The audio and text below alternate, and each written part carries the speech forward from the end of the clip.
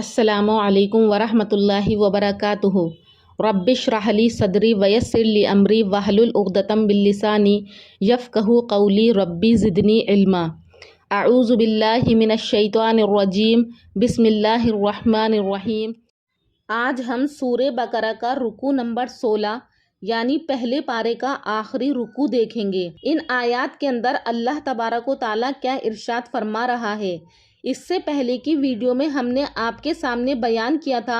कि यहूद व नसारा वो मुसलमानों से ये कहते थे कि ए मुसलमानों या ए इस्लाम के मानने वालों, तुम लोग उस वक्त तक हिदायत को नहीं पा सकते जब तक कि तुम यहूद या नसारा ना बन जाओ। तो इसके ऊपर अल्लाह तबारक व ताला ने नबी करीम सल्लल्लाहु अलैहि वसल्लम को मुखातब करके ये कहा था कि आप इन लोगों से ये बात कह दीजिए कि हमने मिल्लत इब्राहीमी को अपनाया हुआ है और मिल्लत इब्राहीमी एक ऐसा दीन है जो कि बिल्कुल सीधा है, उसके रास्ते में कोई टेढ़ नहीं है। और इब्राहीम अलैहिस्सलाम जो थे वो शिर्क करने वालों में से नहीं थे, तो हमने उनकी मिल्लत को अपनाया है।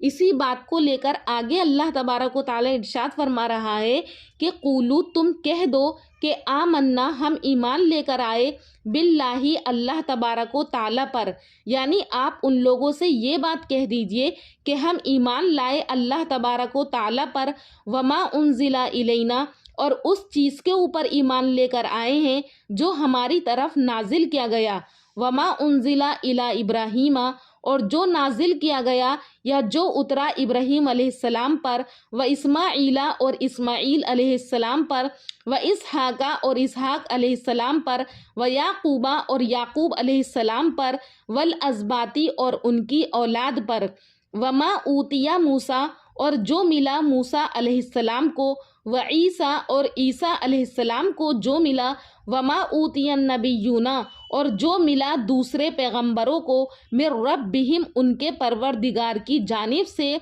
तो आप लोगों से कह दीजिए कि हम इन सब के ऊपर ईमान लेकर के आए हैं। ला नुफर्रिकु बैना अहदिम मिनहुम, हम फर्क नहीं करते उन सब में से एक में भी, व नहनु लहु मुस्लिमून, और हम सब उसी परवरदिगार के फरमा बरदार हैं। तो ए यहूद व नसारा, तुम सुन लो, हम ना ही यहूदी हो सकते हैं और ना ही नसारा हो सकते हैं, बल्कि हम सब जो हैं एक मिल्लत इब्राहीमी के क्या हैं, मानने वाले हैं। तो आगे अल्लाह तबारक व ताला इरशाद फरमा रहा है कि फ़इन आमनू बिमिस्ली, सो अगर वो भी ईमान लाएं, यानी ए मोहम्मद सल्लल्लाहु अलैहि वसल्लम, अगर ये यहूद और नसारा भी ईमान लेकर के आ जाएं, बिमिस्ली, जिस तरह से मा आमन तुम बिही, आप ईमान लेकर आए हैं, फ़क़दिह तदौ, तो ये यहूद और नसारा भी क्या है, हिदायत को पा जाएंगे। यहाँ पर अल्लाह तबारक व ताला जो है वो नबी करीम सल्लल्लाहु अलैहि वसल्लम और सहाबा इकराम के ईमान की मिसाल दे करके फरमा रहा है कि असल ईमान जो है वही है जो नबी करीम सल्लल्लाहु अलैहि वसल्लम और सहाबा इकराम का ईमान है। यानी उनके ईमान को एक मिसाली नमूना करार देकर हुक्म दिया गया कि अल्लाह के नज़दीक मकबूल और मोतबर सिर्फ इसी तरह का ईमान है जो रसूलुल्लाह सल्लल्लाहु अलैहि वसल्लम और सहाबा ने इख्तियार फरमाया है। अगर ये यहूद और नसारा भी इसी तरह का ईमान लेकर के आ जाएंगे, फ़क़दिह तदौ, तो ये लोग क्या हैं, हिदायत को पा जाएंगे। व इन तवल्लौ, और अगर ये फिर जाएं, फ़इन्नमा हुम फ़ी शिक़ाक़, तो फिर ये वही है, ज़िद पर अड़े हुए हैं। यानी ए मोहम्मद सल्लल्लाहु अलैहि वसल्लम अगर ये ईमान नहीं लेकर आ रहे हैं, आपकी बातों से ये फिर रहे हैं, तो फिर क्या है, ये हमेशा की तरह ज़िद पर हैं, क्योंकि बनी इसराइल ये हमेशा ज़िद पर रहे हैं। इन्होंने हर अहकाम की मुखालिफत की है, कभी किसी हुक्म को खुशदिली से इन्होंने कबूल नहीं किया है, तो ये अब भी ईमान लेकर के नहीं आएंगे। फसयकफ़ीकहुमुल्लाह, तो आप जो है इनके ईमान ना लाने की वजह से गमज़दा मत होइए। अगर ये ईमान लेकर के नहीं आएंगे और उस पर आपको कुछ कहेंगे तो आप घबराइए मत, अल्लाह तबारक व ताला उनको आपकी जानिब से काफ़ी है। वहुवस समीउल अलीम,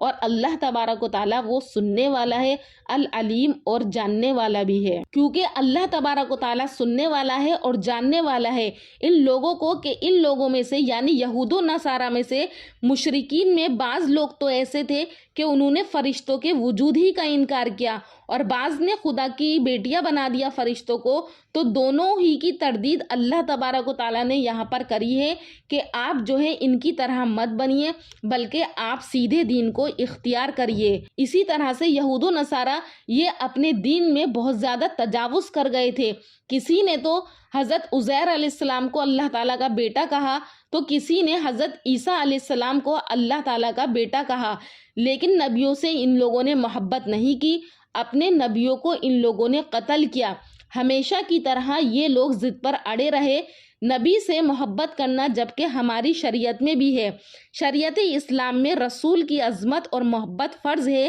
اس کے بغیر تو ہمارا ایمان مکمل ہی نہیں ہوتا ہے، لیکن رسول کو اللہ تبارک و تعالیٰ کے صفات سے ملا دینا یہ جو ہے اسلام کے اندر تجاوز ہے، جو کہ یہود اور نصارہ کیا کرتے تھے۔ تو یہ یہود اور نصارہ کبھی بھی آپ کے دین کو اختیار نہیں کریں گے، اس لیے آپ جو ہے غمزدہ مت ہوئیے، آپ کی طرف سے اللہ تعالیٰ ان کو کافی ہے اور اللہ تعالیٰ سننے والا اور جاننے والا ہے۔ اور آگے آیت میں ارشاد ہے صبغۃ اللہ، کہ ہم نے قبول کر لیا رنگ اللہ کا، ومن احسن من اللہ صبغہ، اور کس کا رنگ بہتر ہے اللہ کے رنگ سے، یعنی اے یہود و نصارہ ہم نہ ہی تو تمہارے مذہب کو اختیار کریں گے، ہم نے اللہ کے رنگ کو اوڑھ لیا ہے، اللہ کے دین کو ہم نے اختیار کر لیا ہے۔ یہاں پر اس سے مراد جو ہے وہ مذہب اسلام ہے کہ ہم جو ہے مذہب اسلام کو اختیار کریں گے، اس کے علاوہ ہم کسی اور دین کو اختیار نہیں کریں گے، کیونکہ مذہب اسلام کا رنگ جو ہے وہ پکا رنگ ہے، اس کے علاوہ یہودیت ہو یا نصرانیت ہو یہ سب رنگ کیا ہیں، کچے ہیں، اور اسلام نے آ کر اپنے رنگ کو پکا کر دیا اور یہود اور نصرانیت جو ہے وہ اسلام کے آنے سے منسوخ ہو گئی۔ ایک سیدھا دین جس کو اللہ تعالیٰ نے یہاں پر کہا ہے کہ اللہ کے رنگ سے بہتر کون سا رنگ ہو سکتا ہے، وَنَحْنُ لَهُ عَابِدُونَ، اور ہم سب کیا ہیں اس کی اللہ تعالیٰ کی کیا ہے بندگی کرتے ہیں۔ اور یہاں پر صبغت اللہ سے مراد اللہ کا رنگ بھی ہے، اور اسی طرح سے اس آیت کے ذریعے سے اللہ تبارک و تعالیٰ نے نصارہ کی ایک رسم کی تردید کی ہے۔ ان کی عادت یہ تھی کہ جو بچہ پیدا ہوتا تھا تو اس کو 7ویں روز ایک رنگین پانی میں نہلاتے تھے، اور بجائے ختنہ کرنے کے اسی نہلانے کو بچے کی طہارت اور دین نصرانیت کا پختہ رنگ سمجھتے تھے۔ تو اس آیت نے بتلا دیا کہ یہ پانی کا رنگ تو دھل کر ختم ہو جاتا ہے، اس کا بعد میں کوئی اثر نہیں رہتا، اصل رنگ جو ہے وہ دین اور ایمان کا رنگ ہے، جو ظاہری اور باطنی پاکی کی ضمانت بھی ہے۔ تو لہٰذا اللہ کا رنگ سب سے بہتر رنگ ہے، اللہ تعالیٰ کے رنگ میں ہم سب رنگے ہوئے ہیں، اور اللہ کا رنگ ہمارے اوپر ہمیشہ ہمیشہ کیا ہے چڑھا رہے، کبھی نہ اترے، ہم نہ مرے مگر یہ کہ مسلمان ہونے کی حالت میں۔ اور آگے کی آیات کے اندر ارشاد فرمایا گیا کہ اے محمد صلی اللہ علیہ وسلم آپ کہہ دیجئے اتحاجوننا، کیا تم جھگڑا کرتے ہو ہم سے فی اللہ اللہ تبارک و تعالیٰ کے بارے میں، وہو ربنا جبکہ وہ ہمارا رب ہے، وربکم اور تمہارا بھی رب ہے، ولنا اعمالنا اور ہمارے لیے ہمارے اعمال ہیں، وَلَكُمْ أَعْمَالُكُمْ اور تمہارے لیے تمہارے اعمال ہیں، وَنَحْنُ لَهُ مُخْلِصُونَ اور ہم تو خالص اسی کے ہیں۔ تو اس آیت کے اندر اللہ تعالیٰ نبی کریم صلی اللہ علیہ وسلم کو مخاطب کر کے یہی فرما رہا ہے کہ آپ ان یہود و نصارہ سے یہ کہہ دیجئے کہ تم لوگ اب بھی کیا ہم سے یہ حجت کرتے ہو، لڑتے ہو